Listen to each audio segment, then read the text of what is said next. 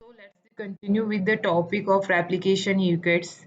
So first one we discussed initiation. So to accomplish this initiation is into two discrete steps: pre-replication complex formation during G1 phase, activation of pre-replication complex by CDK and DDK enzyme in S phase. Cell cycle regulations. So first G1 phase of the cell cycle, there are low level of CDK activity. This allows for the formation of new PRC complexes.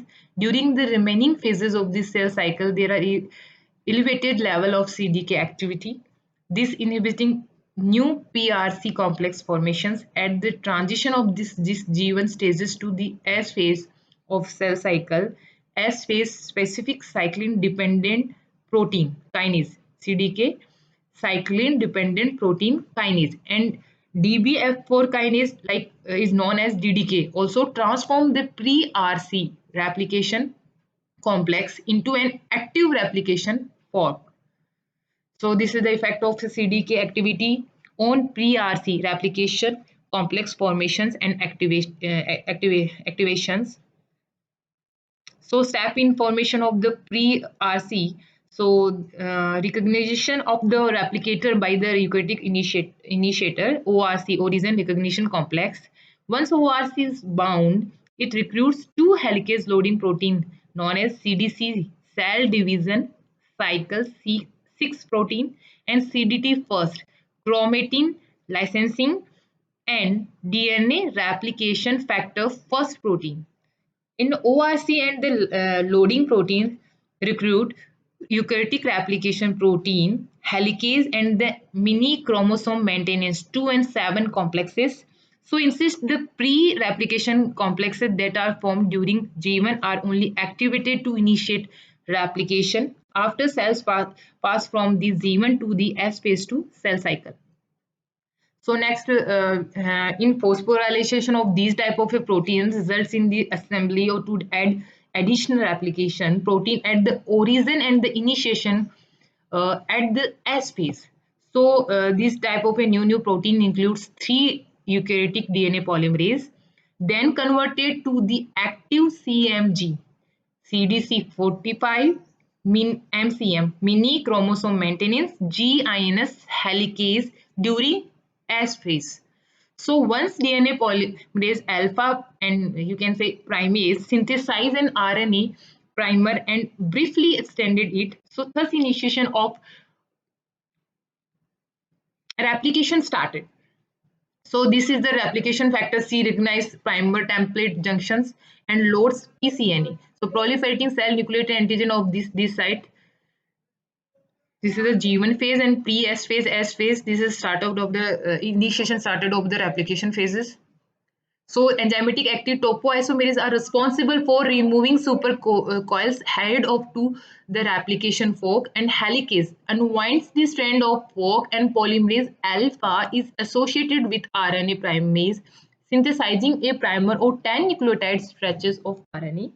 Next, second functions of a polymerase alpha is also for primering synthesizing and elongates the newly formed primer with the DNA nucleotides. So the eukaryotic replication forms the progress of the replication fork in eukaryotic is maintained by helicase activity. So different the separated polynucleotides are prevented from reattaching by single standard binding protein.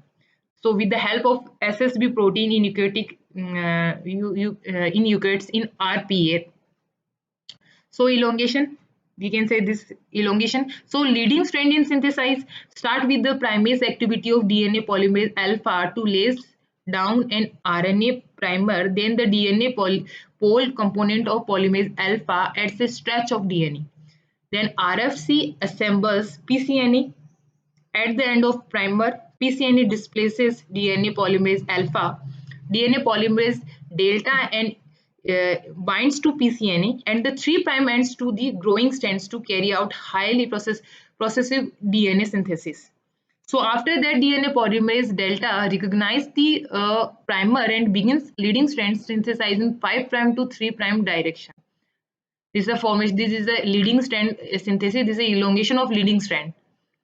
Priming DNA synthesis in bacteria and eukaryotes, we can say this is the priming of DNA synthesis in bacteria and priming in eukaryotic cells.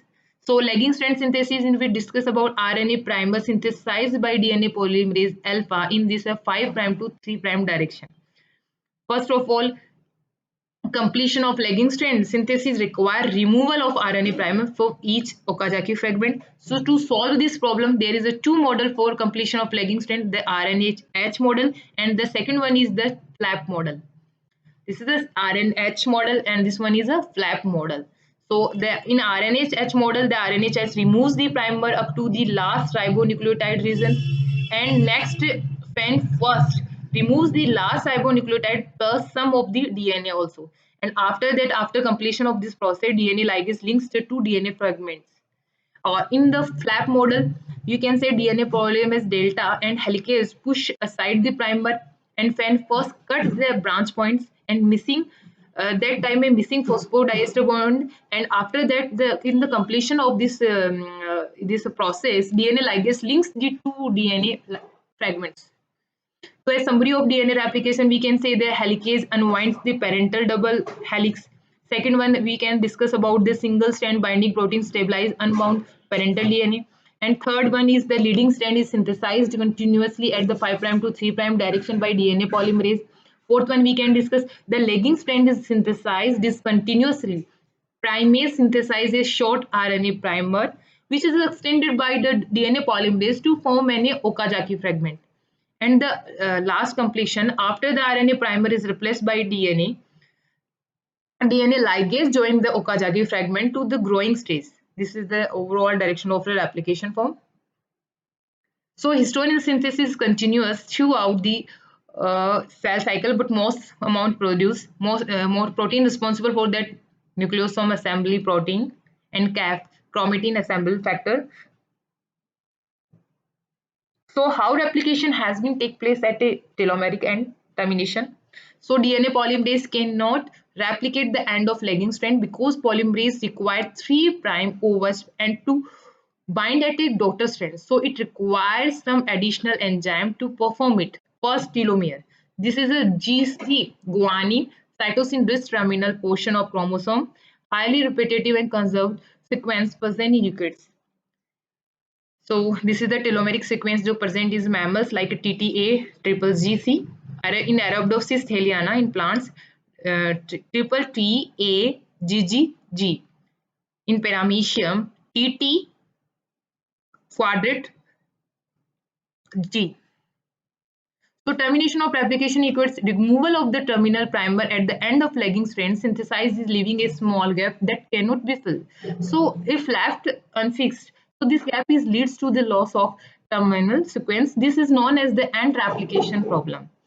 So this is telomerase is like a ribonucleoprotein solves this problem. Telomerase contains the protein and RNA, which is a complementary to DNA sequence found in the telomeric repeats. So telomeric repeats binding factor and TRF first and second bind to double stranded telomeric DNA and have a role in telomeric stabilization, telomeric length regulation. So this is the steps we can say.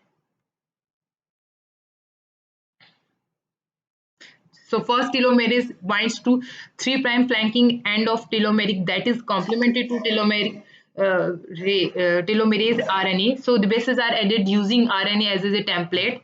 In third, telomerase relocates, and second step is repeated now. And DNA polymerase complements, and the lagging strand is formed. Thus, termination is completed. Thank you.